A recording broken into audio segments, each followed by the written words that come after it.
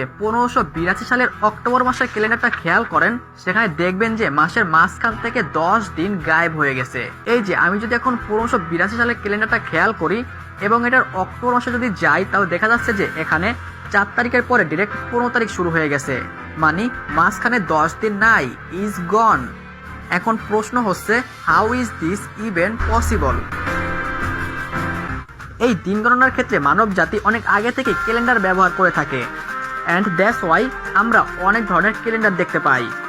কিন্তু বিশ্বজুড়ে যে ক্যালেন্ডারটি সবচেয়ে বেশি ব্যবহৃত হয় এবং আপনি আমি যে ক্যালেন্ডার দেখে আমাদের প্রতিদিনের কাজকাম এবং অন্যান্য দিনের তারিখ চেক করি, সেটা হচ্ছে দ্য গ্রিগোরিয়ান ক্যালেন্ডার। এখন আমাদের একটা জিনিস জানতে হবে, গ্রিগোরিয়ান ক্যালেন্ডারের বয়স কিন্তু বেশি না। এর আগে জুলিয়ান ক্যালেন্ডারকে হিউজলি ফলো করা হতো, বাট সেখানে একটি সূক্ষ্ম প্রবলেম ছিল। জুলিয়ান ক্যালেন্ডার অনুযায়ী পৃথিবী সূর্যকে এক চক্র